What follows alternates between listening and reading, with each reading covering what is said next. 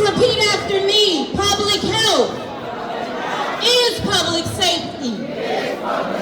Public health is public safety. Public health is public safety. Thank you. Good morning. Good morning, and thank you for being here. My name is Crystal Gardner, CrystalGardner,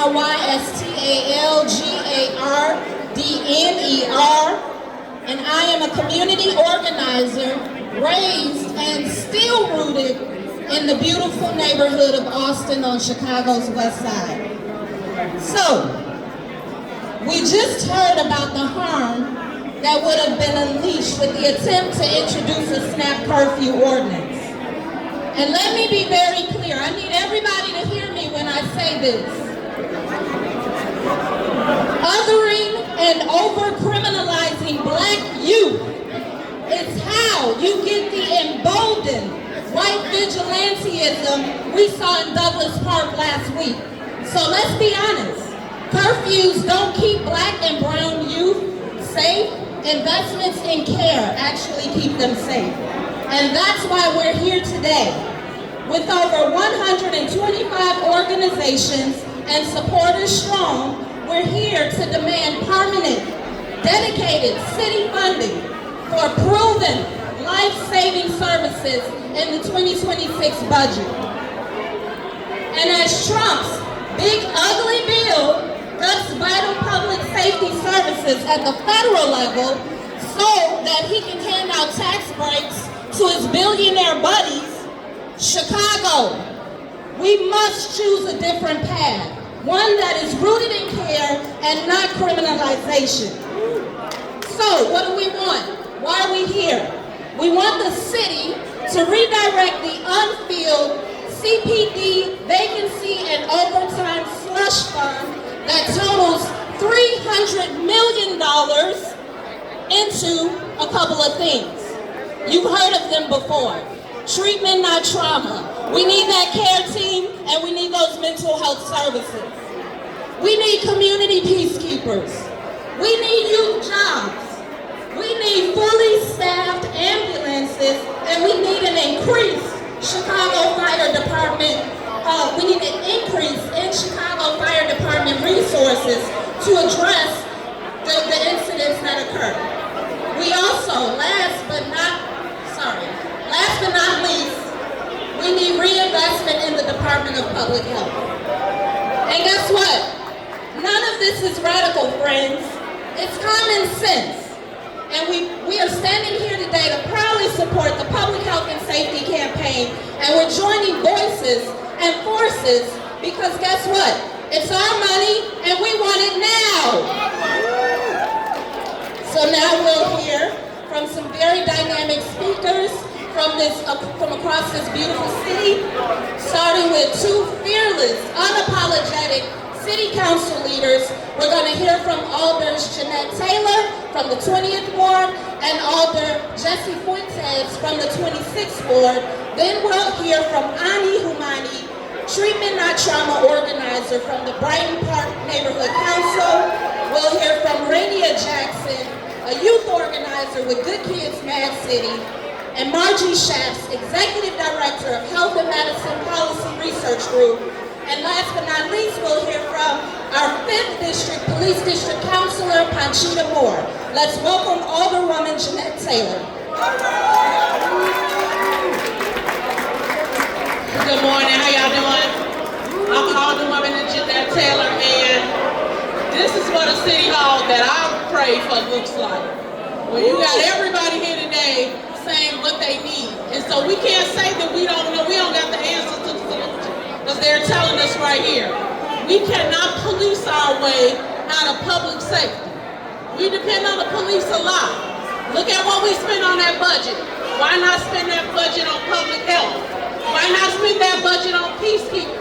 Why not spend that money on health services for everybody that exists in our communities?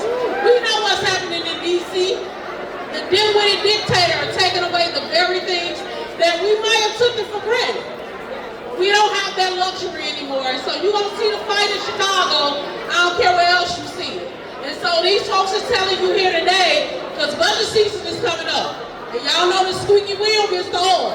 And so you better be down here every day speaking for what it is that you need and what you expect your city hall to be.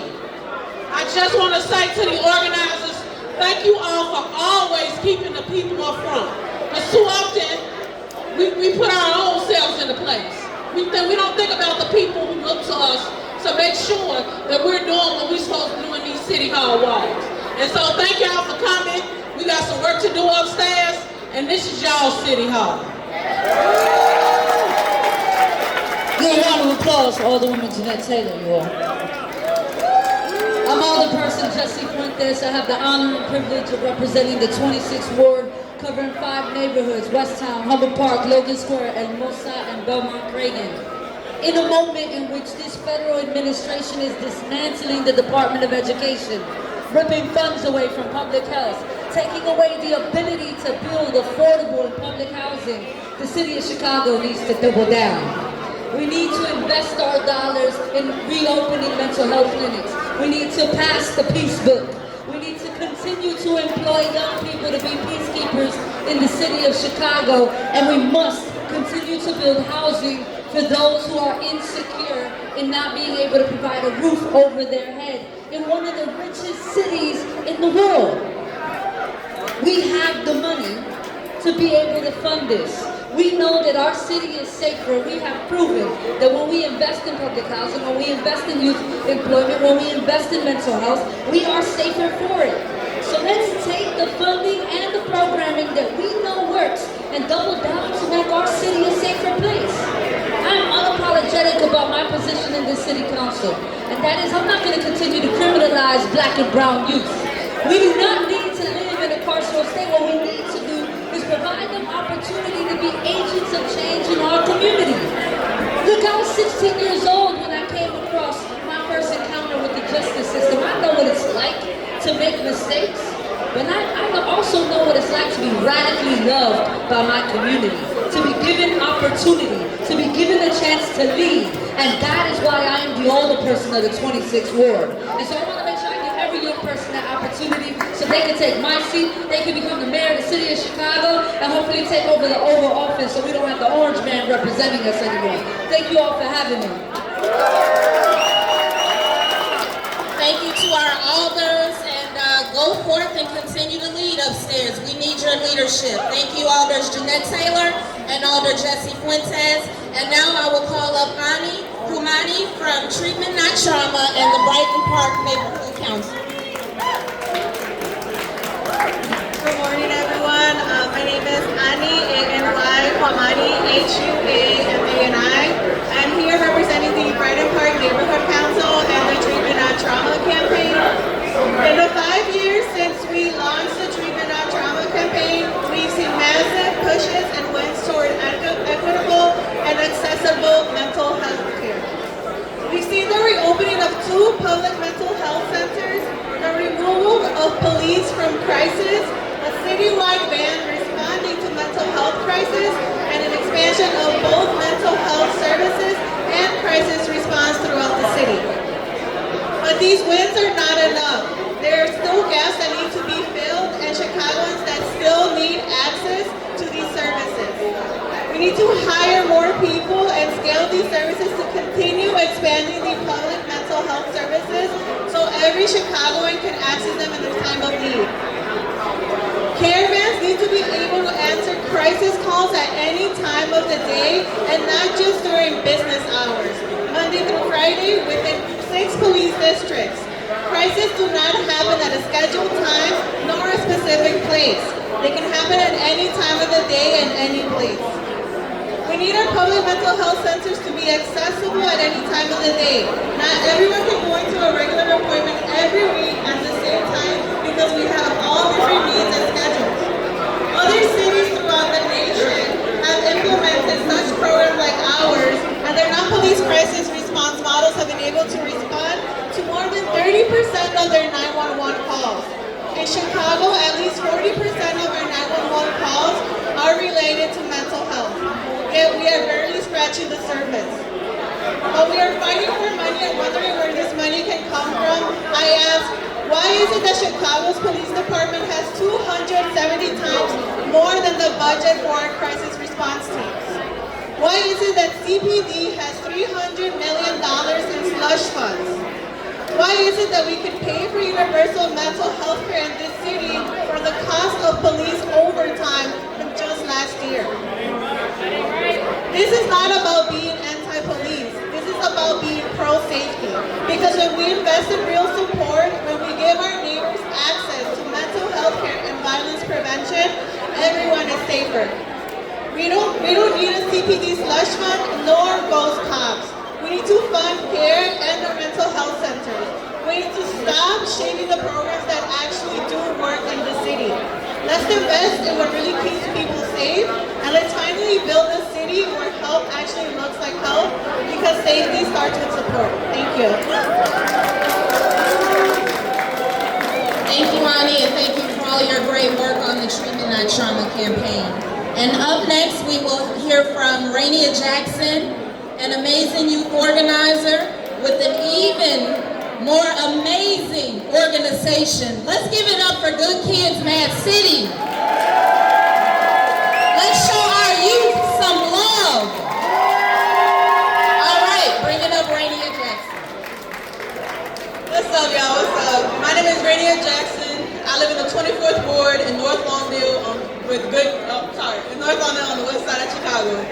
I've been organizing with Good Kids Mad City since 2017 on the front lines.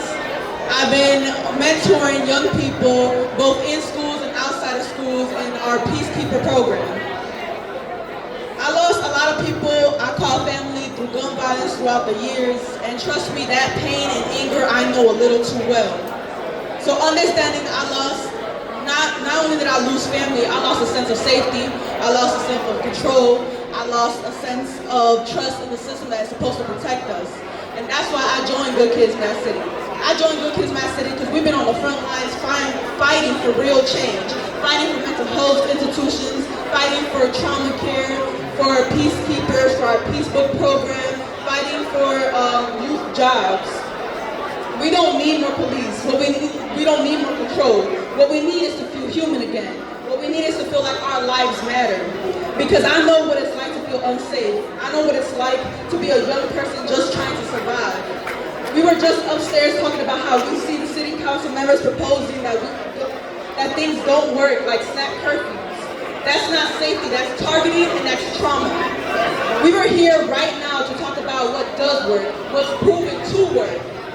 We're here to tell you that while CPD has more than thousands of vacancies trying to up hundreds of millions of dollars, we've had to turn away more than 1,000 young kids peacekeeping in their neighborhoods. A public safety solution that does work. That we've seen reduce gun violence by more than 40% in the neighborhoods that have peacekeepers. Youth jobs is a public safety. So youth program is public safety. We've had young folks in most police neighborhoods of this city that want to be a part of a solution, but we don't have the funds because they're being tied up in police slush funds, not invested in our streets. They're being tied up in youth vacancies, ghost cops, instead of our youth jobs. We're here to tell you that while CPD is beyond their budget, we have non-police crisis responses that could be funded and scaled throughout the city. Because I'll tell you that my people don't feel safe calling the police. When someone is responding, that there is care for them as a community member, not criminalizing them.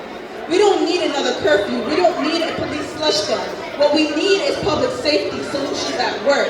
What we need is a Peace Book, because that's what the Peace Book is about.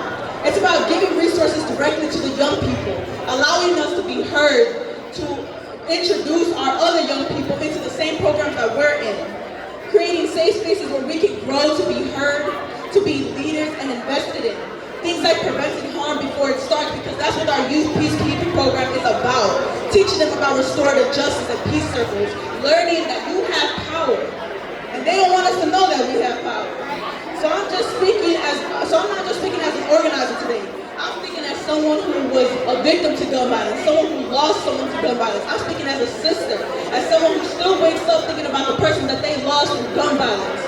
Thinking as a person that helps young people on the daily, mentoring them, being able to exist in a space where we are not criminalized, like where we can be fluently and unapologetically ourselves. Redirect the CPD Ghost Cost Slush funds and fund things that work like Peace Book, Treatment Not Trauma, the Department of Public Health, because when in crisis, we deserve care, not trauma.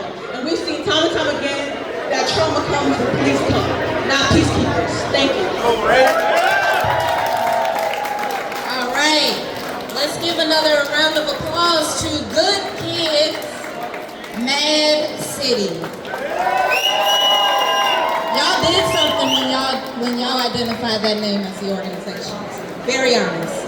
All right, up next, we're going to welcome the Executive Director of Health and Medicine Policy of the Health and Medicine Policy Research Group, Ms. Margie Shaps.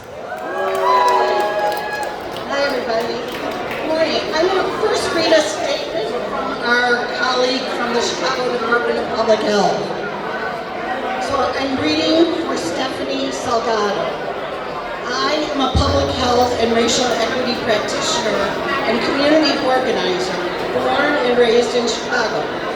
Until 2 months ago, I worked at the Chicago Department of Public Health, an agency where I was proud to be of service to the communities that raised me. At Chicago Department of Public Health, I had the honor of working on the Healthy Chicago Equity Zones initiative, a powerful community-driven program that reimagines how we deliver public health. Through the initiative, we partnered with trusted neighborhood organizations to design and lead hyper-local responses to everything from vaccine access to chronic diseases to food insecurity and mental health. I was public health at its best, collaborative, equity-focused, and rooted in the lived realities of our communities. But I am sharing my experience today because I had to make the incredibly difficult decision to leave that work. Not because I wanted to, but because the funding landscape made it impossible for me to stay. The looming expiration of the COVID-19 federal grants, the threat of broader dismantling of public institutions like the CDC, and the lack of clear local commitment to sustain our progress toward health equity in Chicago created an unsustainable and uncertain future for me. After weeks of being in limbo with no guarantee of local support, there came a point when I had to ask myself, can I afford to keep doing this work I love, not knowing if the job is here next week? That's a question no public health worker in Chicago or anywhere should have to face, especially while serving on the front lines to some of our city's most urgent health challenges. Many of us were forced into impossible choices. We had to decide whether to continue critical work in increasingly unstable conditions or to leave in order to protect our ability to survive and provide for our families. Let's be clear, these funding threats are not just about budgets. They are an attack on science, on evidence-based practice, and on the kind of public health that centers justice and equity. We are seeing a disturbing national trend of rolling back support for public health and safety. That's why I'm here today in voice with the Health and Medicine and with the Fund Public Health campaign, calling on the City of Chicago to invest $52 million in additional local funding for the Chicago Department of Public Health in the next budget. Public health workers have done their part, our communities have done their part, now it's time for the city to do their part.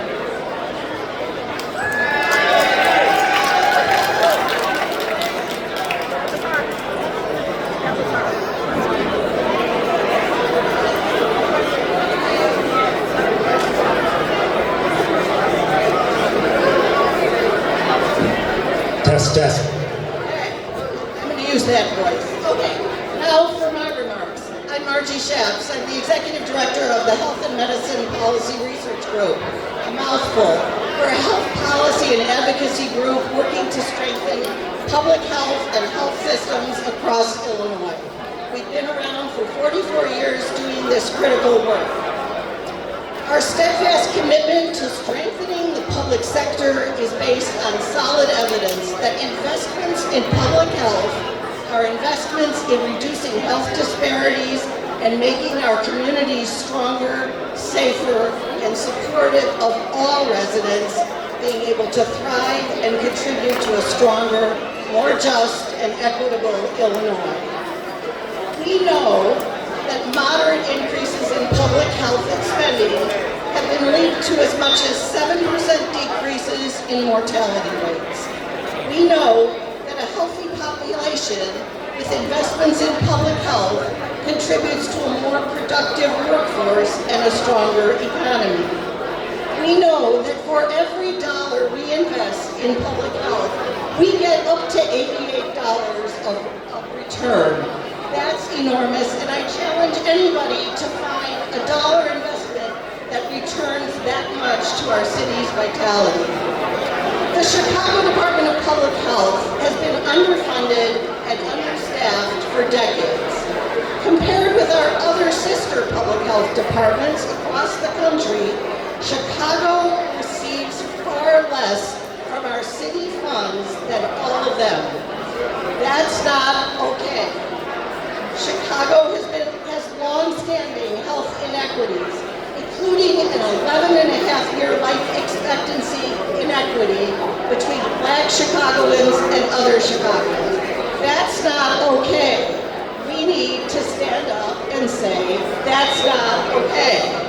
It's time to change this trajectory.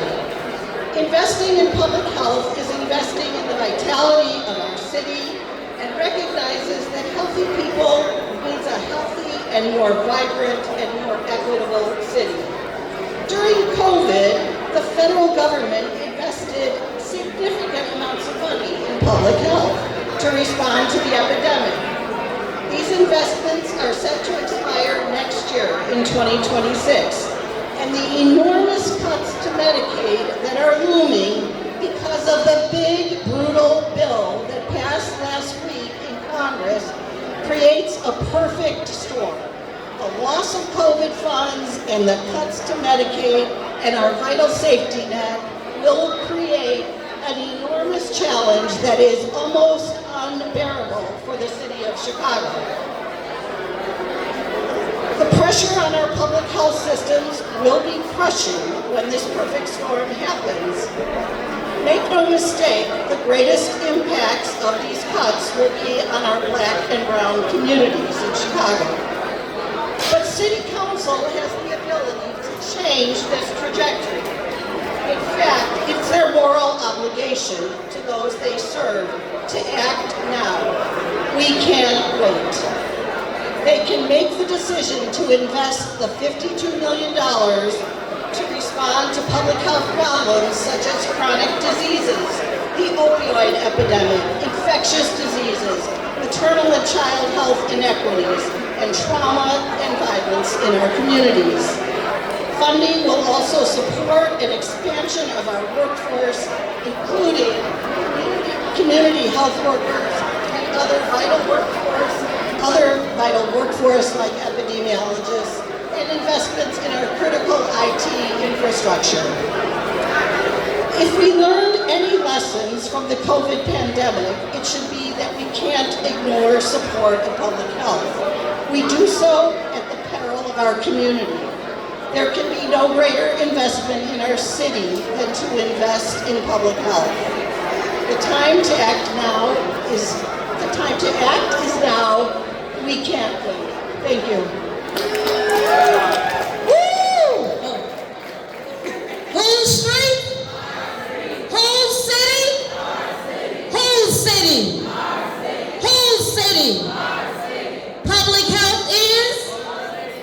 Public health is? All right, I just wanted to ground everyone because we have one more amazing speaker, our dear sister, 5th District Police District Counselor, Ms. Conchita Moore. Thank you. Good morning, everyone.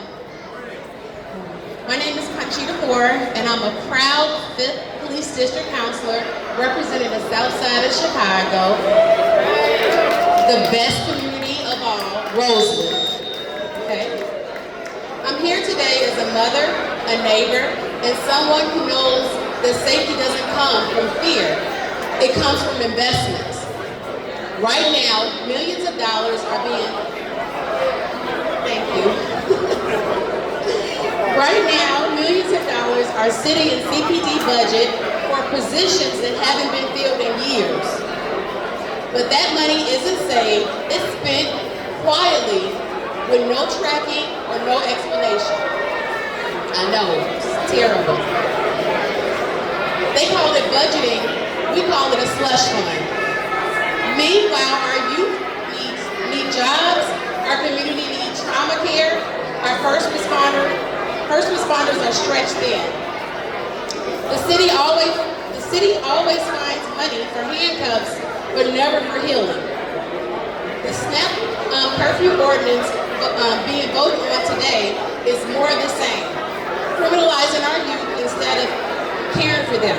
I support Mayor Johnson's veto because our kids need opportunities and not curfew.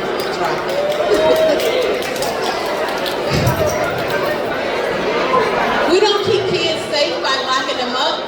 We keep them safe by lifting them up. I'm gonna repeat that. We don't keep our kids safe by locking them up. We keep them safe by lifting them up.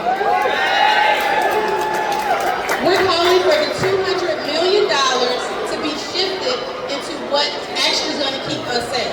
So mental health response, youth jobs, firearm protection, public health. Yes. To Roseland, Pullman, Ardell, and all of the South Side, I see you and I fight for you. I'm proud to be one of the many voices demanding a future that's centered around not control. Redirecting the CPD vacancies and overtime slush funds to fully funding our, once again, our public health centers, non-police crisis response youth jobs and programs, Department of Health, and our firefighters. From the far south side to all Chicago, we're not just change, but we're here to be the change. We're going to change this, right? Thank you so much. All right. So, clearly, this is a moment for leadership. While we are inspired by the bold response from the mayor on the SNAP curfew, yes, veto it, and we're inviting the mayor and city council to approach public safety with that same integrity, that same love, that same thoughtfulness and investment that will shift that $300 million overtime and vacancy slush fund to programs of care, programs that have proven to work. We have the data, we have the numbers. SNAP curfew ain't got none of that, right? So, let's protect what's working and fully fund what keeps us safe, including our schools. And before we wrap up, I would love for Rainier Jackson, let's have a young person come and do a chant so we can wrap up and go to City Council.